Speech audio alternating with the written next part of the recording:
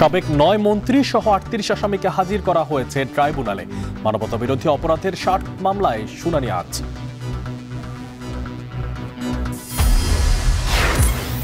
তত্ত্বাবধায়ক সরকার নিয়ে ঐকমত্যে পৌঁছানোর চেষ্টায় কমিশনের উচ্চকক্ষ নিয়ে দু একদিনের মধ্যে সিদ্ধান্ত। চলতি মাসেই জুলাই সনদ দিতে ফের আশাবাদ।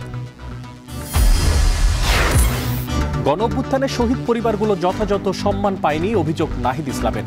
এনসিপি থেকে সেল গঠনের ঘোষণা।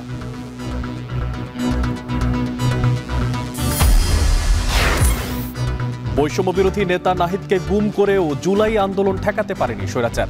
১৫ দিন কারফিউর পর ছাত্র জনতার প্রতিরোধে পালায় আওয়ামী সরকার। এবং পাকিস্তানের বিপক্ষে টি-20 সিরিজ জয়, দৃঢ় প্রতিজ্ঞ টাইগাররা। মিরপুরের সন্ধ্যা ৬টায় মুখোমুখি হবে দুদল।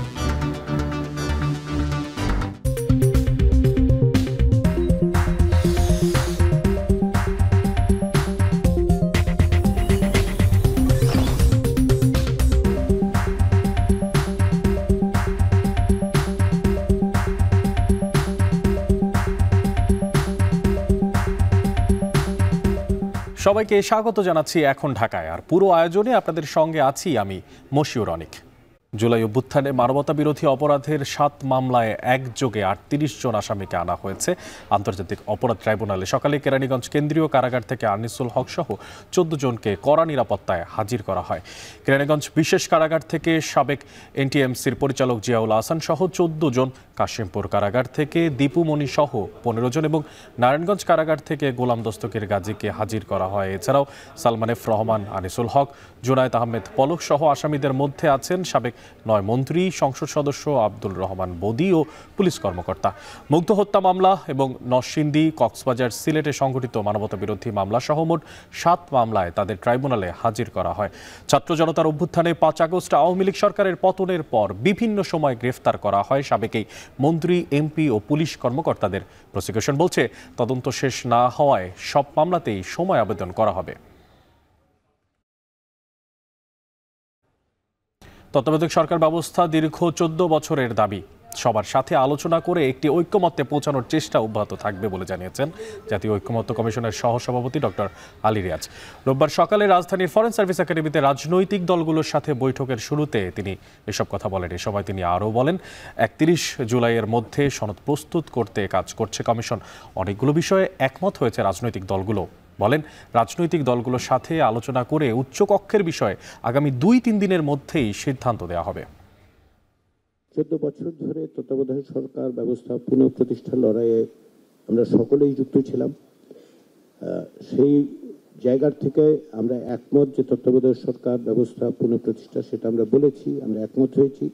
এখন প্রধান উপদেষ্টা নিয়ে এবং কাঠামোর বিষয়ে আলোচনা হবে এবং সেটাতে আমরা একমতের জায়গায় আসতে পারবো বলে কমিশন আশাই শুধু করেন, এটা বিশ্বাসও করে। যেমনটা বলছিলাম, রাজধানীর ফরেন সার্ভিস একাডেমিতে ১৫তম দিনের মতো রাজনৈতিক দলগুলোর সাথে বৈঠক করছে জাতীয় ঐকমত্য কমিশন। সেখানে আছেন সহকর্মী সাদত অব্র, সরাসরি যুক্ত হচ্ছি তার সাথে। অব্র, আপনার মাধ্যমে যে বিষয়টা জানতে চাই যে তত্ত্বাবধায়ক সরকার ছাড়া আর কোনো বিষয়ে আলোচনা হতে পারে কিনা আজ, আর পাশাপাশি জুলাই সনদ দেওয়ার বিষয়ে সবশেষ কি তথ্য আছে আপনার কাছে?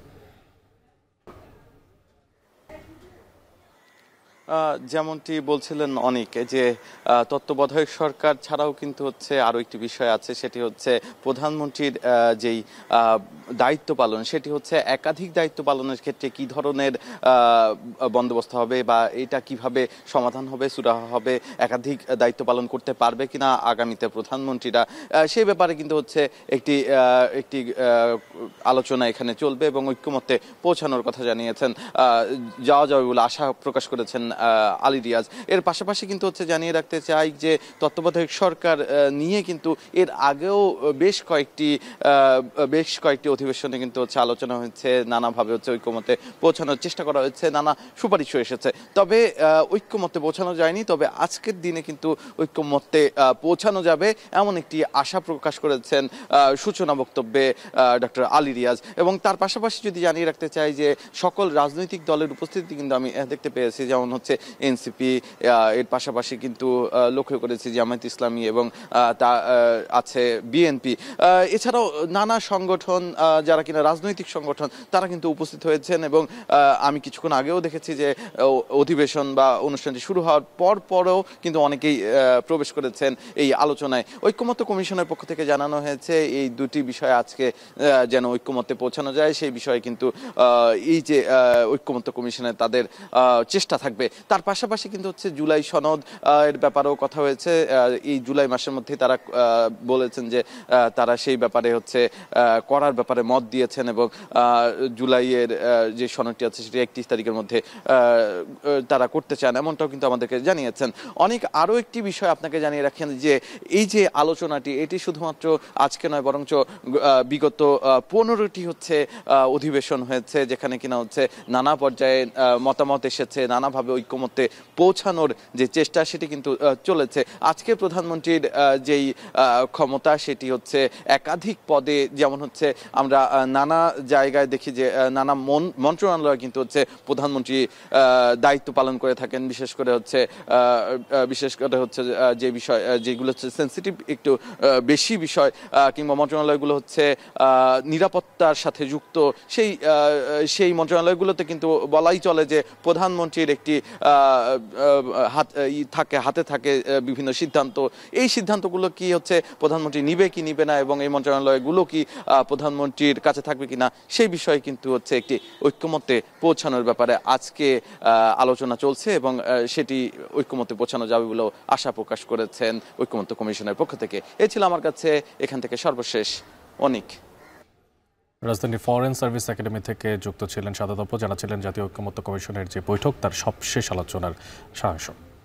প্রশাসনের বিভিন্ন জায়গায় স্বৈরাচারের দোসর থাকায় শহীদ পরিবাররা যথাযথ সম্মান পায়নি বলে মন্তব্য করেছেন জাতীয় নাগরিক পার্টির আহ্বায়ক নাহিদ ইসলাম। সকালে চট্টগ্রামের হোটেল সৈকতে শহীদ পরিবারের সদস্যদের সাথে দেখা করে এই কথা বলেন তিনি। এ সময় শহীদ পরিবারের সদস্যরা 1 বছরেও শহীদদের হত্যার বিচার না পাওয়ায় ক্ষোভ প্রকাশ করেন। এই ব্যাপারে দ্রুত পদক্ষেপ নিতে নাহিদের কাছে অনুরোধ জানান তারা। নাহিদ বলেন, শহীদরা কোনো দলের নয়, বরং তারা দেশের। প্রশাসনের অনেক জায়গায় এখনও স্বৈরাচারের দোসররা অবস্থান করছে, এতে শহীদ পরিবারের মর্যাদা ক্ষুণ্ণ হচ্ছে। দেশব্যাপী জুলাই পদযাত্রার অংশ হিসেবে আজ রাঙামাটি ও চট্টগ্রামে পদযাত্রা করবে এনসিপি। দুপুরে রাঙামাটিতে পদযাত্রার পর নাহিদের নেতৃত্বে বিকেলে চট্টগ্রামের বিপ্লব উদ্যানে পথসভা করবে দলটি।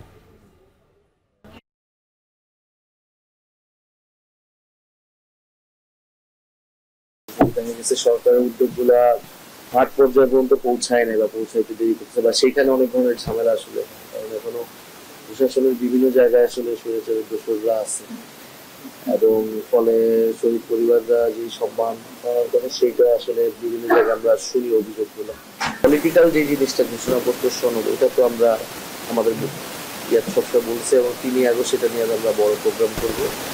5 আগস্টের মধ্যেই সরকার যাতে এটা, সরকারও বলছে যে তারা দিবে সনদ এবং ঘোষণাপত্র, এবং ঘোষণাপত্র অবশ্যই নতুন সংবিধানে থাকবে, সংবিধানের ফলে জুলাইয়ের এটা সাংবিধানিক একটা ভিত্তি পাবে।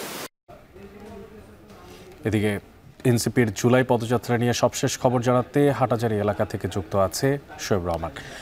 শোয়েব, এনসিপি নেতৃবৃন্দ এখন কোথায় অবস্থান করছেন এই বিষয়টা আপনার থেকে জানতে চাই। পাশাপাশি যাত্রাপথে কোথাও কত পথসভার কর্মসূচি ঘোষণা করা আছে কিনা, কি তথ্য আছে সবশেষ? অনেক এই মুহূর্তে এনসিপির যে প্রতিনিধি দল, সেই দলটি রাউজান উপজেলার উপর দিয়ে ক্রস করছে এবং আমরাও সেই বহরের সাথে রয়েছি, এবং আর এরপরে রাঙ্গুনিয়া এবং এরপরে রাঙামাটি জেলায় প্রবেশ করবে এই প্রতিনিধি দলটি। এবং এখানে আমরা দেখতে পাচ্ছি যে চট্টগ্রাম শহর থেকে এই পর্যন্ত আসতে নিরাপত্তার জন্য যথেষ্ট ব্যবস্থা নেওয়া হয়েছে প্রশাসনের পক্ষ থেকে। প্রতিটি মোড়ে আমরা আইনশৃঙ্খলা বাহিনীর তৎপরতা দেখেছি, এবং সেই সাথে স্থানীয় যে নেতাকর্মীরা রয়েছেন তারাও কিন্তু বিভিন্ন মোড়ে দাঁড়িয়ে যে প্রতিনিধি দল তাদেরকে শুভেচ্ছা বা অভ্যর্থনা জানাচ্ছেন। এবং রাঙামাটিতে 2টি স্থানের কথা আমরা জানতে পেরেছি, একটি বনরূপা এবং আরেকটি রাঙামাটি কলেজ। এই 2টি স্থানের মধ্যে যে কোনো একটিতে এনসিপি তাদের যে রাঙামাটি জেলার যে পদযাত্রা, সেই পদযাত্রাটি তারা করবেন, এবং সেখান থেকে শেষ করে এসে এরপরে বিকেলে চট্টগ্রাম নগরীর বিপ্লব উদ্যানে চট্টগ্রাম জেলার যে পদযাত্রা, সেই পদযাত্রাটি তারা সেখানে করবেন। এরই মধ্যে আমরা দেখেছি পদযাত্রা শুরুর আগে, আজকের দিনের কার্যক্রম শুরুর আগে নাহিদরা চট্টগ্রামের যে সকল শহীদ হয়েছিলেন আন্দোলনে সেই শহীদ পরিবারের সদস্যদের সাথে দেখা করেন এবং তাদের সাথে কথা বলেন, সেই শহীদ পরিবারদের সাথে কথা বলেন এবং সেখানে শহীদ পরিবারের সদস্যরা কিন্তু 1 বছরও বিচার কার্যক্রম শেষ না হওয়ায় এবং দৃশ্যমান কোনো অগ্রগতি না হওয়ায় তারা ক্ষোভ জানিয়েছেন। এবং সেই দিক থেকে নাহিদ ইসলাম যেটি বলেছেন যে প্রশাসনের অনেক জায়গাতেই এখনো স্বৈরাচারের দোষরা রয়ে গিয়েছেন এবং যেই কারণে শহীদের পরিবাররা যথাযথ সম্মান পান না বলে তারা প্রায় অভিযোগ পাচ্ছেন। এবং সেই জায়গা থেকে এই শহীদ পরিবারগুলো এবং সেই সাথে যারা আন্দোলনে আহত হয়েছেন তাদের পাশে দাঁড়াবার জন্য এনসিপির পক্ষ থেকে একটি গণ অভ্যুত্থান সেল গঠনের কথা কিন্তু জানিয়েছেন। এবং আমরা দেখেছি যে এরই মধ্যে যে সকল পদযাত্রা অনুষ্ঠিত হয়েছে তার মধ্যে গোপালগঞ্জ এবং কক্সবাজারেও কিন্তু গতকালকে তাদের পদযাত্রায় বাধা দেওয়া হয়েছে। গোপালগঞ্জে তো বড় ধরনের সংঘর্ষ এবং হামলার ঘটনা ঘটেছে। সেই জায়গা থেকে আজকের পদযাত্রায় যাতে সে ধরনের কোনো দুর্ঘটনা না ঘটে বা অনাকাঙ্ক্ষিত ঘটনা না ঘটে সেজন্য আমরা দেখেছি যে পুলিশ সদস্যরা রয়েছেন মোড়ে মোড়ে, তারা ট্রাফিকের দায়িত্বের পাশাপাশি কিন্তু আইন শৃঙ্খলার কাজটি করছেন। এবং সেই সাথে আমরা দেখেছি যে তারা যে স্থানটিতে ছিলেন হোটেল সৈকত, সেখানেও কিন্তু আইন শৃঙ্খলা বাহিনী বিশেষ করে পুলিশ, র্যাব, ডিবি এবং সেই সাথে সেনা সদস্যরাও কিন্তু সেখানে তৎপর ছিলেন। তো এখন পর্যন্ত রাঙামাটির যে স্থানগুলোর কথা বলছিলাম, বনরূপা এবং রাঙামাটি কলেজ, সেখানে আইন শৃঙ্খলা বাহিনী বা প্রশাসনের পক্ষ থেকে যে স্থানটিতে বেশি নিরাপদ মনে করা হবে সেই জায়গাগুলোতেই কিন্তু তারা পদযাত্রা করবেন। এবং সেখানে এনসিপির যে বার্তা জনগণের জন্য রাজনীতি, জনগণকে সাথে নিয়ে রাজনীতি এবং বর্তমান যে ধারা রাজনীতির সেই ধারার বাইরে গিয়ে নতুন একটি বন্দোবস্ত তৈরির যে কথা তারা বলে আসছেন, সেই বিষয়গুলি রাঙামাটির যারা বিপ্লবী জনতা রয়েছেন, ছাত্র জনতা রয়েছেন, যারা জুলাই অভ্যুত্থানের নেতৃত্ব দিয়েছেন বা রাঙামাটির আপামর জনসাধারণ যারা রয়েছেন তাদের কাছে সেই বার্তাগুলোই মূলত তারা পৌঁছে দেবেন। এবং সেই সাথে তরুণদের যে নতুন বাংলাদেশ গড়ার যে প্রত্যয়, সেই প্রত্যয়ে তাদের এনসিপির পক্ষ থেকে কি পদক্ষেপ আগামীতে নেওয়া হবে সেই বিষয়গুলোই কিন্তু তারা তুলে ধরবেন। তো চট্টগ্রাম থেকে এই ছিল আমার কাছে সবশেষ তথ্য। অনেক এনসিপির গাড়িবহরের সঙ্গে যুক্ত আছেন সহকর্মী শোয়েব রহমান, তিনি জানাচ্ছিলেন সেখানকার সবশেষ খবরাখবর। গেল বছরের 19 জুলাই অনেকের জীবনের ভয়াবহ দিন হিসেবে ধরা দিয়েছিল দিনটি। বিগত স্বৈরাচার সরকারের আইন শৃঙ্খলা বাহিনী বাড়ি বাড়ি গিয়ে সেই সময় ধরে নিয়ে আসে যারা আন্দোলনের সঙ্গে যুক্ত ছিলেন বৈষম্য বিরোধী ছাত্র আন্দোলনের সাথেও। এদিন গুম করা হয় বৈষম্য বিরোধী ছাত্র আন্দোলনের অন্যতম সমন্বয়ক নাহিদ ইসলামকে। তাকে খুঁজতেই ডিবি কার্যালয় থেকে সিআইডি অফিস এছাড়াও অন্যান্য অনেকগুলো আইন শৃঙ্খলা বাহিনীর সদস্যদের দাঁড়ে দাঁড়ে ঘুরেছেন নাহিদের বাবা মা। ফিরে চেয়েছেন আদরের সন্তানকে। নিরাপত্তা শঙ্কায় দিন কাটিয়েছে হাসনাত, সার্জিস সহ সব সমন্বয়করাও। 19 জুলাইয়ের বিস্তারিত গল্প আমরা শুনবো সাদত অব্রর প্রতিবেদনে।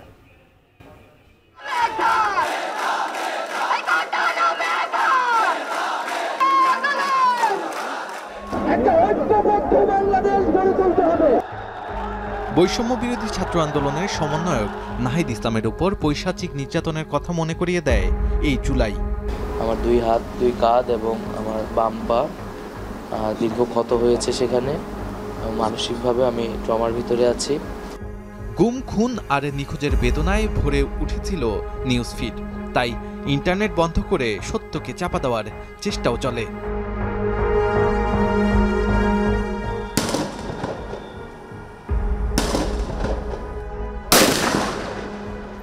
19 জুলাই 2024 বন্ধুর বাড়ি থেকে টিভি পরিচয়ে তুলে নেওয়া হয় নাহিদ ইসলামকে। তাকে খুঁজতেই 20 তারিখ দুপুরে ডিবি কার্যালয়ে আসেন নাহিদের মা ও বাবা।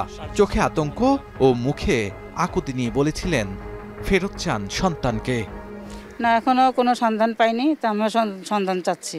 দেশবাসীর কাছে বলতে চাই আমার ছেলেকে অতি সহজে দ্রুত যেন আমার ছেলেকে আমার কাছে এনে দেয়। রাত 2:30টার সময় ডিবি পরিচয়ে প্রায় 50-60 জন লোক তাকে যে প্রেসার ক্রিয়েট করছে যে সরকারের সাথে সংলাপে বসার জন্য। তো সে বলছে আন্দোলনের প্রায় 50-60 জন বন্ধুবান্ধব হত্যা করে এখন সংলাপে কিভাবে হয়। ডিবি কার্যালয়ের এক কর্মকর্তা জানিয়েছিলেন নাহিদ ইসলামের কোনো খোঁজ তাদের কাছে নেই। এখন পর্যন্ত আমাদের কম্পাউন্ড বা আমাদের কোনো পার্টি বা ঢাকা মেট্রোপলিটন পুলিশের কোনো ইউনিটের কাছে নাহিদ বা সমন্বয়কারী কেউই নেই। সে সময় সমন্বয়ক ও সহযোদ্ধাদের নিরাপত্তাহীনতার কথা সাংবাদিকদের জানান সার্জিস ও হাসনাত। বলেন সরকারের সাথে কোনো সংলাপ হয়নি। আমরা আজকে খুঁজবো যতক্ষণ পর্যন্ত খোঁজা যায়, কিন্তু সেই সময়ের লিমিট যদি শেষ হয়ে যায় তাহলে আবার আগামীকালকে থেকে পুরো বাংলাদেশ ব্যাপী কমপ্লিট শাটডাউনই হবে। আমরা কখনোই শহীদের রক্ত মারিয়ে আমরা কখনো আলোচনায় যেতে পারি না। আমরা ফিরে যেতে চাই আরেকটু পেছনে। 17 জুলাই যখন আইন শৃঙ্খলা বাহিনী শহর জুড়ে খুঁজছিলেন নাহিদ ইসলামকে, তখন তিনি আশ্রয় নেন ধানমন্ডির এ বাড়িতে। এক বড় ভাই বললো যে ভাই ঢাকা ইউনিভার্সিটির একটা ছেলে আপনার এখানে একটু থাকতে চাচ্ছে, আমি পাঠাচ্ছি। আমি বললাম যে ওকে পাঠান। উনি আসছে। ও তো তখন তো একদম বাচ্চা ছেলে, হচ্ছে চেহারা টেহারা খুব অবস্থা খুব খারাপ, খুবই বিধ্বস্ত। তো আমি ও খেয়ে দিয়ে যখন রুমে গেছে, ও যখন মোবাইল ওপেন করছে, তা আমি তারে জিজ্ঞাসা করলাম যে তুমি মোবাইলটা তো ওপেন করা ঠিক হয় নাই।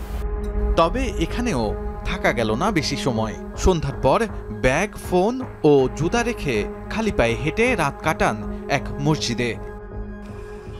ধারণা করা হয় নাহিদের ফোন ট্র্যাক করে 19 তারিখ খিলগাঁওয়ের এক বাড়ি থেকে তুলে নেওয়া হয় তাকে। একই দিন ধানমন্ডির যে বাড়িতে আশ্রয় নিয়েছিলেন নাহিদ, সে বাড়ি ঘেরাও করে তুলে নেওয়া হয় আশ্রয়দাতাকেও। সেই নির্যাতন যেন এখনো চোখে ভাসে এই ব্যবসায়ীর। এই দরজায় আমি পরে দেখলাম যে ভেঙে ফেলতেছিল, এখানে এই জায়গাটাতে যে করতেছিল, আর জোরে জোরে লাথি মারতেছিল খুব। তো পরে যখন এটা ভেঙে গেছে দেখে আমি দরজাটা খুলে দিছি। পরে ওনারা ঢুকলো, এই দেখি যে ওই দরজার সামনে 2 জন বসা, এই দরজার সামনে 2 জন দাঁড়ানো। সিসি ক্যামেরাগুলো সব নিয়ে গেছে, খুলে ফেলছে, এগুলা করে ফেলছে। তারপরে আবার নিচে সব দারোয়ানদেরকে বেঁধে নিয়ে গেছে।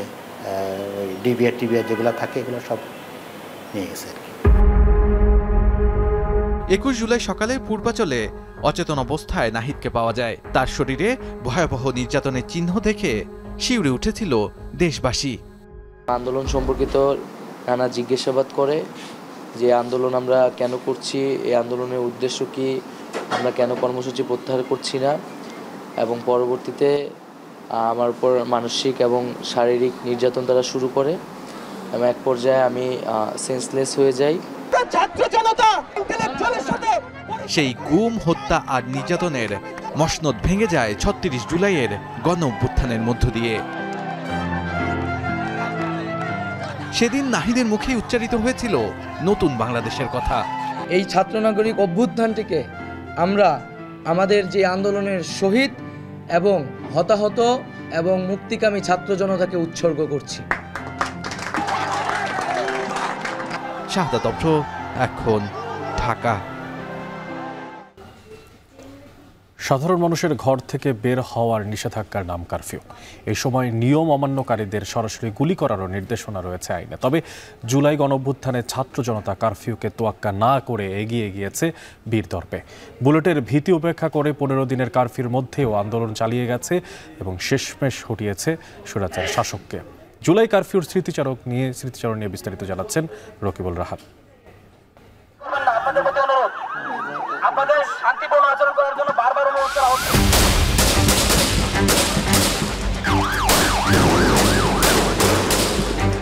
জুলাই 2024 সংঘাত থমথমে সারা দেশ। সতর্ক অবস্থানে আইন শৃঙ্খলা রক্ষাকারী বাহিনী।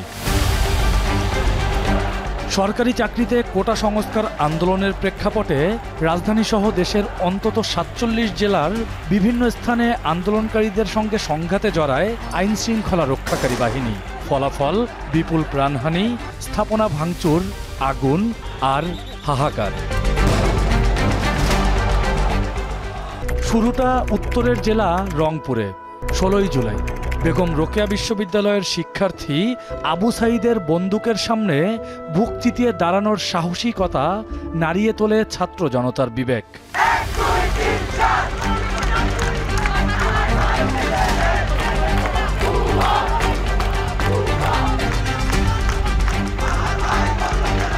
প্রতিবাদে পরের দিনগুলোতে সারা দেশে কঠোর আন্দোলন গড়ে তোলে বৈষম্য বিরোধী ছাত্র আন্দোলন। বাধা আসে পতিত আওয়ামী লীগ, তাদের পোষা আইন শৃঙ্খলা রক্ষাকারী বাহিনী থেকে। আরও ফুঁসে ওঠেন শিক্ষার্থীরা। ঘোষণা আসে কমপ্লিট শাটডাউনের।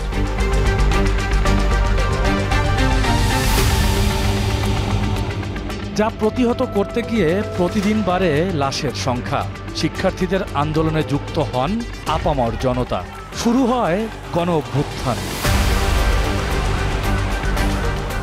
পরিস্থিতি সামাল দিতে না পেরে 19 জুলাই মধ্যরাত থেকে কারফিউ জারি করে শেখ হাসিনা সরকার। সেনানিবাস ছেড়ে সড়কে সড়কে নেমে আসে দেশের 3 বাহিনীর সদস্যরা। তাদের কাছে ভারী মারণাস্ত্র। 2007 সালের পর দেশবাসী আবারও সাক্ষী হলো কারফিউ।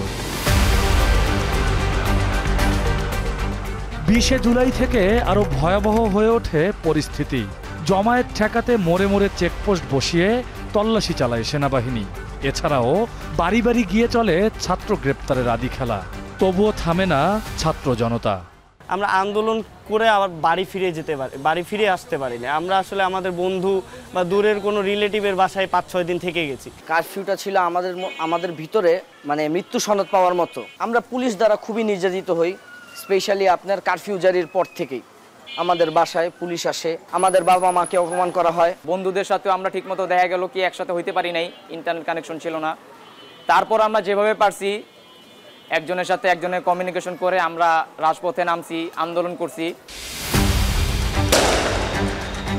তবে আবু সাইদ মুগ্ধর মৃত্যু শোকে বিহ্বল শিক্ষার্থীরা কারফিউ বা অস্ত্রে দমে না। জীবন বাজি রেখে বন্দুকের সামনে পরের দিনও রাজপথ কাঁপায় তারা। একজন এখান দিয়ে যেত, একজন ওখান দিয়ে যাইতাম, যার পর আমরা সবাই গোল চত্বরে গিয়ে অ্যাড হইতাম। ওখান থেকে পরে আমরা সবাই সাথে আস্তে আস্তে আমরা আগাইতাম ছাত্র আন্দোলনে। 24টা হচ্ছে আমরা চোখের সামনে দেখেছি প্রত্যেকটা মানুষ কিভাবে আর কি ভয়কে দূর করে দিয়ে রাস্তায় নেমে এসেছিল, সেটাও দেখেছি।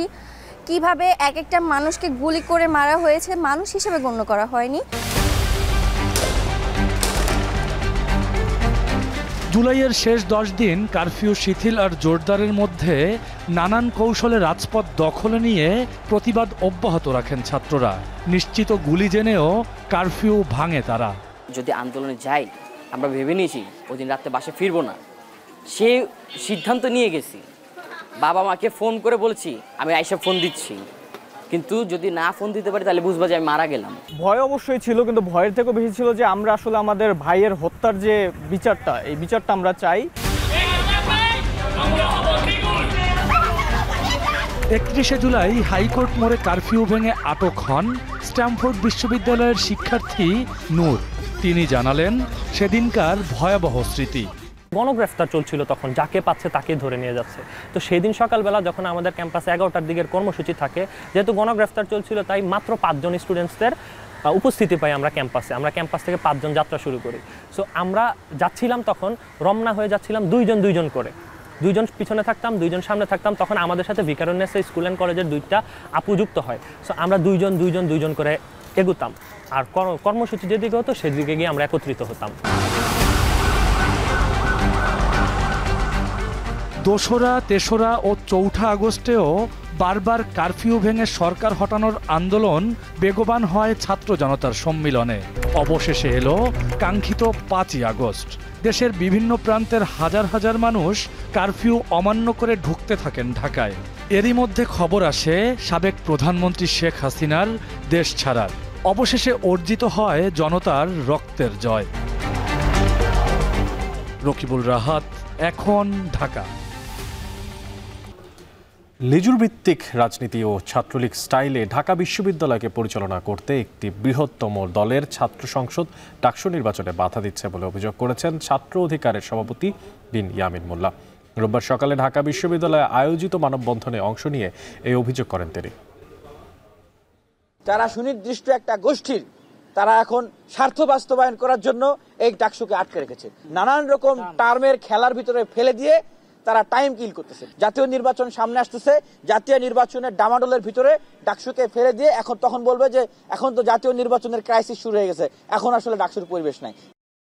ব্রাহ্মণবাড়িয়া গেল কয়েক বছরের মধ্যে এবাড়ি থেকে কৃষকদের কাছে লক্ষ্যমাত্রার শতভাগ ধান সংগ্রহ করেছে জেলা খাদ্য বিভাগ। এছাড়া চাল সংগ্রহ হয়েছে প্রায় 77%। এবারে তুলনামূলক দাম বেশি হওয়ায় স্বতঃস্ফূর্তভাবে খাদ্য গুদামে ধান ও চাল সরবরাহ করেছেন কৃষক ও চালকল মালিকেরা। যদিও ধানের দাম বৃদ্ধির প্রভাবে পড়েছে বাজারে, তাই গুদামে চাল সরবরাহে বাড়তি প্রণোদনা দেওয়ার দাবি করছেন তারা। আজিজুল সঞ্জয়ের প্রতিবেদনে তা বিস্তারিত। আশুগঞ্জের মেঘনা তীরের শতবর্ষী এই ধানের হাট ঘিরে জেলায় গড়ে উঠেছে প্রায় 250 চালকল, যার ফলে ধান চাল সংগ্রহে ব্রাহ্মণবাড়িয়ায় সরকারের বরাদ্দও বেশি। প্রতি মৌসুমেই চট্টগ্রাম বিভাগের মধ্যে সবচেয়ে বেশি পরিমাণ ধান ও চাল সংগ্রহ হয় এখান থেকে। তবে বাজার দরের তুলনায় সরকারিভাবে ধানের দাম কম হওয়ার ফলে গেল কয়েক বছর লক্ষ্যমাত্রা অনুযায়ী সংগ্রহ করতে পারেনি খাদ্য বিভাগ। এছাড়া লোকসানের অজুহাতে চুক্তি করেও সমপরিমাণ চাল দিতে পারে না অনেক চালকল। গেল বছর বোরো মৌসুমে লক্ষ্যমাত্রার 13,401 টন ধানের বিপরীতে সংগ্রহ হয় 13,057 টন এবং 70,778 টন বরাদ্দের বিপরীতে সিদ্ধ চাল সংগ্রহ হয় 64,849 টন। আর আমন মৌসুমে 3,747 টন ধান সংগ্রহের লক্ষ্যমাত্রা থাকলেও সংগ্রহ হয় মাত্র 444 টন। আর 24,568 টন সিদ্ধ চালের বিপরীতে সংগ্রহ হয় 22,531 টন। তবে চলতি বোরো সংগ্রহের মেয়াদ আরও 1 মাসেরও বেশি সময় বাকি থাকতেই কৃষকের কাছ থেকে লক্ষ্যমাত্রার 14,126 টন ধান সংগ্রহ করেছে খাদ্য বিভাগ। গত 15 জুলাই পর্যন্ত সিদ্ধ চাল সংগ্রহ হয়েছে 60,114 টন, যা লক্ষ্যমাত্রার প্রায় 77%। মূলত ধানের ফলন ভালো হওয়ার পাশাপাশি সরকারিভাবে নির্ধারণ করা 36 টাকা কেজি দরে স্বতঃস্ফূর্তভাবে গুদামে ধান দিয়েছেন কৃষকরা। তবে চাল সংগ্রহে 49 টাকা কেজি নির্ধারণ হলেও বাজারে ধানের দরের ঊর্ধ্বগতির কারণে চুক্তির সব চাল সরবরাহে প্রণোদনা দেওয়ার দাবি চালকল মালিকদের। অন্যান্য বছর ছিল প্রায় 2100 থেকে 2200 টাকা, বর্তমানে একরো চলে আসছে 1200 টাকা। এই জন্য আমাদের মিলগুলি বন্ধের উপক্রম হয়েছে। বাকি চাল, সরকারি চাল যেহেতু আমরা চুক্তি করছি, সেটা তো লস হলেও আমাদের দেওয়া লাগবে। আমরা বিগত দিনও লস হলেও আমরা সরকারকে চাউল দিচ্ছি, কিন্তু এবছর যে অবস্থা, এখন কুড়ার দাম যদি না বাড়ে আসলে কি করার, কি করতে হবে বুঝতে পারতেছি না আর কি। তবে নির্ধারিত সময়ের আগেই লক্ষ্যমাত্রার অবশিষ্ট চাল সংগ্রহের আশা খাদ্য বিভাগের। কৃষকদের দিক চিন্তা করে আমরা ধানের অগ্রাধিকার দিয়েছি। আমাদের খাদ্য বিভাগ থেকে ধান সংগ্রহের ব্যাপারটা অগ্রাধিকার দেওয়া হয়েছে। আর আমরা শতভাগ ধান সংগ্রহ করতে পেরেছি। আশা করছি আমাদের বাকি চালের লক্ষ্যমাত্রা অনুযায়ী আমাদের বাকি সংগ্রহ খুব সময়ের আগেই শেষ হবে। আর যদি এর মধ্যে কোনো মিলার নির্ধারিত সময়ের মধ্যে দিতে না পারে, তাহলে আমাদের নীতিমালা অনুযায়ী ওনাদের বিরুদ্ধে শাস্তিমূলক ব্যবস্থা গ্রহণ করা হবে। গত 24 এপ্রিল থেকে শুরু হওয়া বোরো সংগ্রহ অভিযান শেষ হবে আগামী 31 আগস্ট। এবার চাল সংগ্রহে জেলার 102টি মিলের সঙ্গে চুক্তি করে খাদ্য বিভাগ। আজিজুল সঞ্চয়, এখন ব্রাহ্মণবাড়িয়া। শুকনো কিংবা বর্ষা, বছর জুড়ে জলাবদ্ধতায় নিমজ্জিত থাকে কুমিল্লা বিসিক শিল্পনগরী। প্রতিষ্ঠার 65 বছরেও গড়ে ওঠেনি প্রয়োজনীয় অবকাঠামো। জলাবদ্ধতার পাশাপাশি নানা অব্যবস্থাপনা আর যাতায়াত সমস্যার কারণে মুখ ফিরিয়ে নিচ্ছেন উদ্যোক্তারাও। এছাড়া নিরাপত্তা সংকটে শিল্প এলাকায় বাড়ছে চুরি ও চাঁদাবাজির দৌরাত্ম্য। মাসুদ আলমের প্রতিবেদনে দেখবেন বিস্তারিত। দেখায় ভুতুড়ে বাড়ি মনে হলো এটি মূলত কুমিল্লা বিসিক শিল্পনগরীর একটি কারখানা। কারখানাটির প্রত্যেকটি ভবনের নিচতলা ডুবে আছে ময়লা আবর্জনাযুক্ত জলাবদ্ধ পানিতে। একসময় এই কারখানায় তৈরি হতো রিক্সা, বাইসাইকেলের বিভিন্ন যন্ত্রাংশ, কিন্তু এখন এটি পরিণত হয়েছে অপরাধীদের নিরাপদ আস্তানায়। এভাবে কুমিল্লা বিসিক শিল্পনগরীর 9 থেকে 10টি কারখানা পরিত্যক্ত ভাগাড়ে পরিণত হয়েছে। নগরীর অশোকতলায় প্রায় 55 একর জমিতে গড়ে ওঠা ক্ষুদ্র ও কুটির শিল্পনগরীর বেশিরভাগ অংশ এখন জলাবদ্ধতায় নিমজ্জিত। অপর্যাপ্ত ড্রেনেজ ব্যবস্থা, খানাখন্দে ভরা রাস্তাঘাটের কারণে পণ্য পরিবহন, উৎপাদন ও বিপণন সংকটে মুখ ফিরিয়ে নিচ্ছেন অনেক উদ্যোক্তা। ফলে 150 প্লটের এই শিল্পনগরীতে বাড়ছে পরিত্যক্ত কারখানার সংখ্যা। এছাড়া নিরাপত্তা সংকটে শিল্প এলাকাটিতে বাড়ছে চুরি, চাঁদাবাজি ও মাদকসেবীদের দৌরাত্ম্য। ক্ষুদ্র শিল্প এলাকা হিসাবে এখানে যে অপরচুনিটিগুলো থাকার দরকার ছিল, সেগুলো আসলে পর্যাপ্ত নাই। রাস্তাঘাট বন্ধ হয়ে গিয়ে রাস্তাতে আড়ু পানি সরে না, উড়াত পানি, গাড়ি আইয়ে না, যায় না, কাস্টমার আসতে পারে না। চুরি, ছিনতাই, চাঁদাবাজির মতো ঘটনা এখনো ঘটতেছে। আমাদের শ্রমিকরা খুব একটা নিরাপত্তা বোধ করতেছে না। ব্যবসায়ী নেতারা বলছেন, জলাবদ্ধতা নিরসন, সড়ক সংস্কার ও অবকাঠামো উন্নয়নে সিটি কর্পোরেশন ও বিসিক কর্তৃপক্ষকে অবহিত করা হলেও সংকট সমাধানে উদ্যোগ নেই।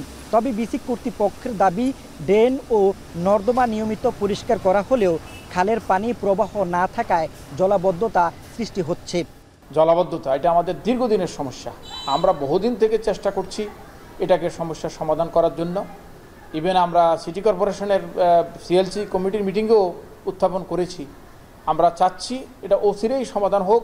কাজের আওতায় টেন্ডার হয়ে গেছে, আমরা আশা করছি এই বছরে এই কাজটি সমাপ্ত হবে তো আশা করছি এই অর্থ বছরের পরে আমরা একটা জলাবদ্ধতা মুক্ত বিসিক দেখতে পাবো, যেই কাজগুলো পাইপলাইনে আছে সেই কাজগুলো যদি হয়ে যায়। তবে সিটি কর্পোরেশন কর্তৃপক্ষ বলছে জাইকার অর্থায়নে চলতি অর্থ বছরের মধ্যেই ড্রেন নির্মাণের পরিকল্পনা রয়েছে।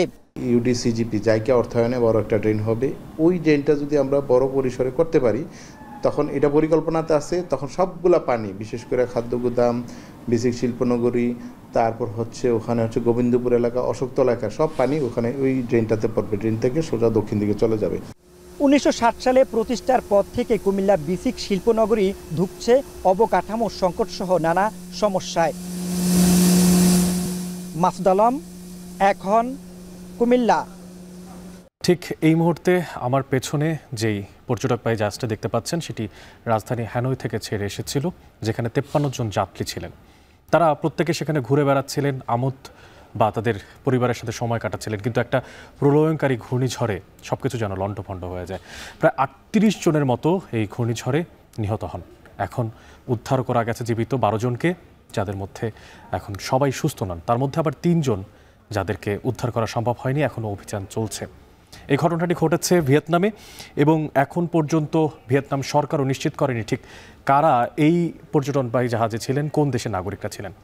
বিস্তারিত জানাচ্ছেন জাহানারা ভূঁইয়া।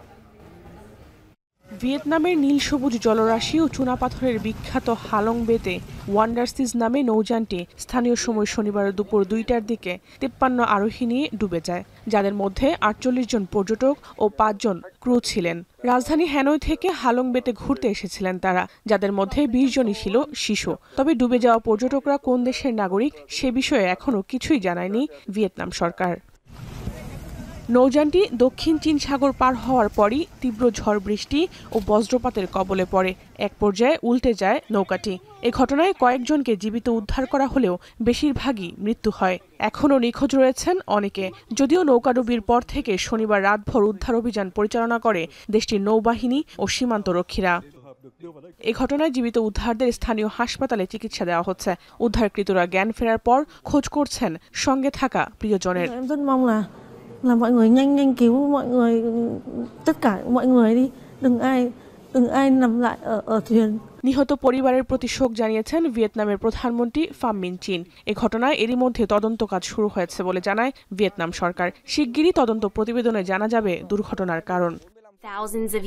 হালং বে ভিয়েতনামের সবচেয়ে জনপ্রিয় পর্যটন কেন্দ্র। প্রতি বছর বিশ্বের বিভিন্ন দেশ থেকে কয়েক লাখ মানুষ এখানে ঘুরতে আসে। 2019 সালে হালং বেতে 40 লাখ মানুষ ঘুরতে আসার পর ইউনেস্কো ওয়ার্ল্ড হেরিটেজ সাইটে জায়গা করে নেয় এটি।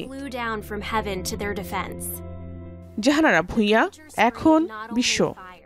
যুদ্ধবিরতি ইস্যুতে কাতারে মধ্যস্থকারীদের মাধ্যমে ইসরায়েল হামাস পরোক্ষ আলোচনা চললেও গাজা আগ্রাসনের মাত্রা এতটুকুও কমায়নি নেতানিয়াহু বাহিনী, বরং 38 ক্ষুধার্ত সহ শনিবার 116 ফিলিস্তিনিকে হত্যা করেছে ইসরায়েল। এছাড়াও মাত্র 35 দিন বয়সী এক শিশু সহ অনাহারে মারা গেছে আরও 2 জন।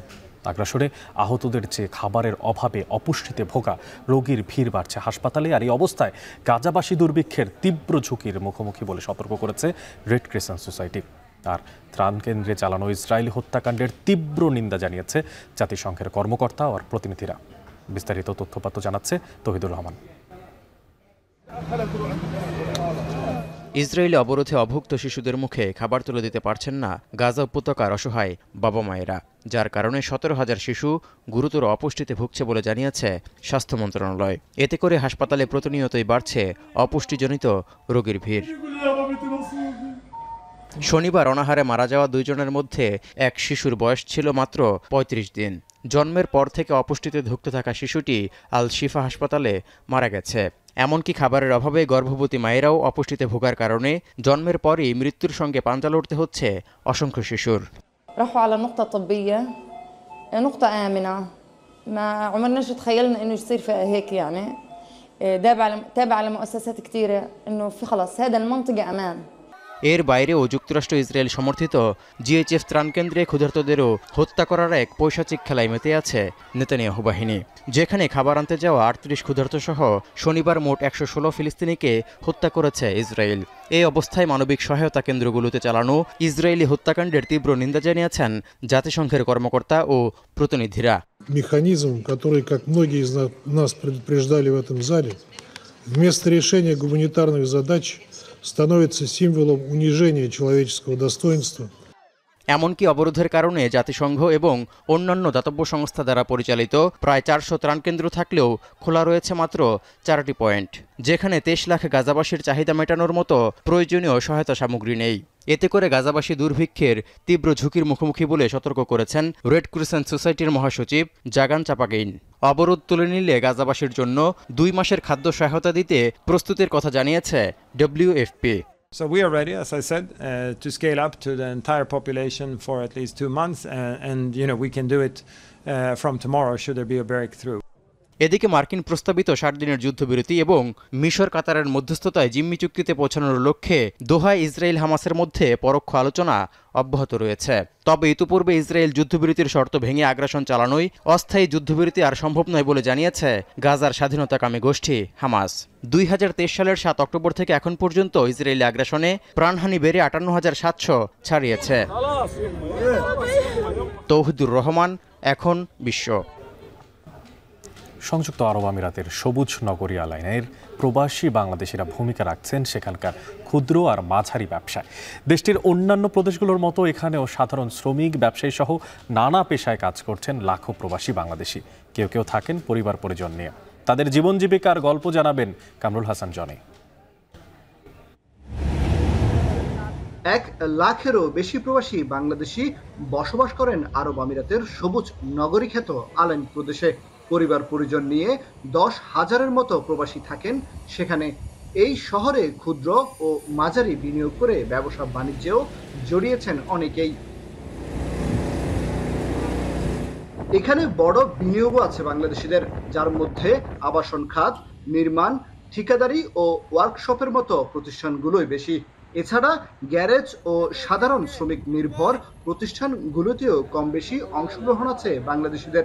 মালিক হয়েছেন হোটেল, রেস্তোরাঁ সহ নানা ধরনের ব্যবসা প্রতিষ্ঠানের। বাংলাদেশিদের সবচেয়ে বড় প্রবলেম ভিসার সমস্যা, আপনি সবাই জানেন এটা। এবং কিছুদিন আগে আমাদের প্রধান উপদেষ্টার আন্তর্জাতিক বিষয়ক সম্পাদক উনি এখানে আসছিলেন এবং উনি একটা মেসেজ এখান থেকে পেয়ে গেছে। It is very alarming for us. এখানে আমাদের বেশিরভাগই বাংলাদেশের দখলে রয়েছে।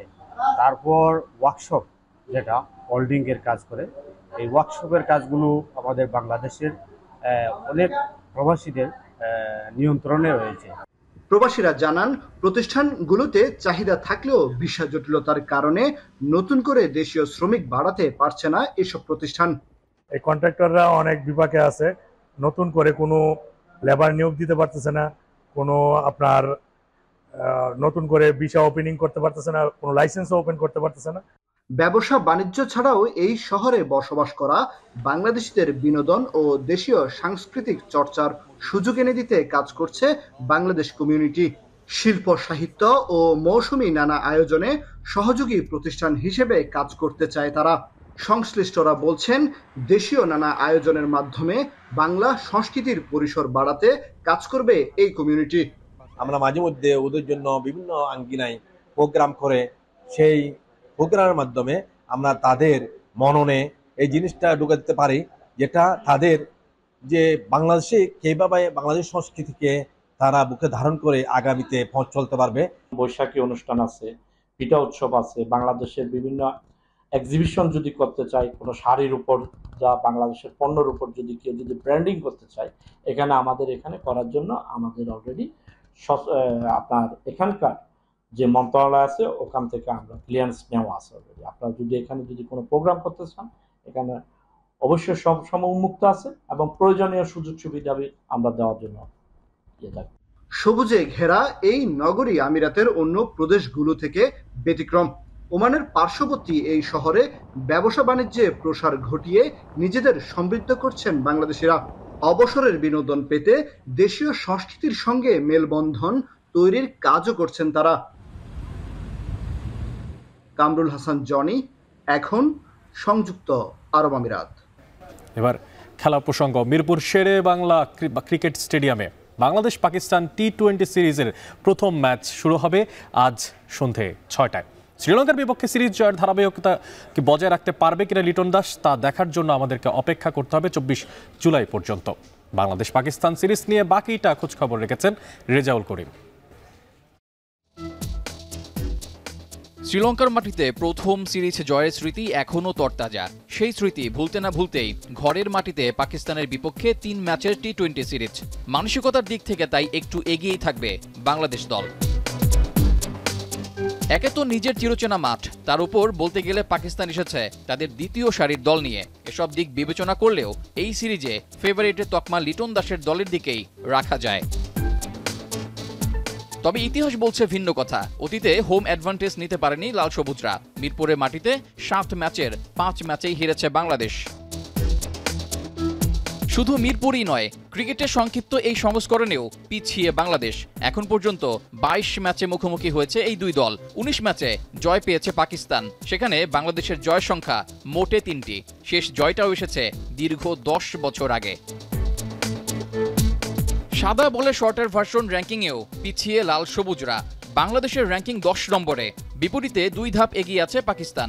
গত মে মাসে পাকিস্তান সফরে এই ফরম্যাটে হোয়াইট ওয়াশের লজ্জা নিয়ে ফিরতে হয়েছিল বাংলাদেশ দলকে। রেকর্ড, ইতিহাস, পরিসংখ্যান এসব হিসাব করলে সব দিক থেকেই পাকিস্তানের থেকে ঢের পিছিয়ে বাংলাদেশ দল। তবে পরিসংখ্যান আর ইতিহাস মাথায় না রেখে নিজেদের সেরাটা দিয়েই জয় ছিনিয়ে নিতে চায় লিটন দাসের দল। রেজাউল করিম, এখন। আর এর মধ্য দিয়ে শেষ করছে এখন ঢাকা। তবে যাওয়ার আগে শিরোনামগুলো জানিয়ে দিচ্ছি আরও একবার। ডাকসু নির্বাচনের তফসিল 29 জুলাই। সেপ্টেম্বরের দ্বিতীয় সপ্তাহে ভোট। ছাত্র সংগঠনগুলোর সাথে বৈঠকে জানালেন উপাচার্য।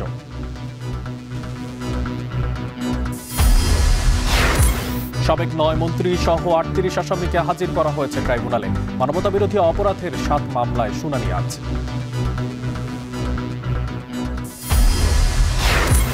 তত্ত্বাবধায়ক সরকার নিয়ে ঐক্যমত্যে পৌঁছানোর চেষ্টায় কমিশনের উচ্চকক্ষ নিয়ে 2-1 দিনের মধ্যেই সিদ্ধান্ত। চলতি মাসেই জুলাই সনদ দিতে ফের আশাবাদ।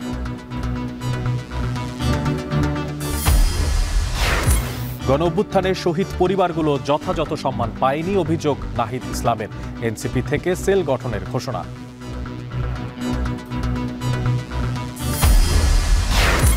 এবং পাকিস্তানের বিপক্ষে টি-20 সিরিজ জয় দৃঢ় প্রতিজ্ঞ টাইগাররা। মিরপুরে সন্ধ্যা 6টায় মুখোমুখি হবে দুই দল।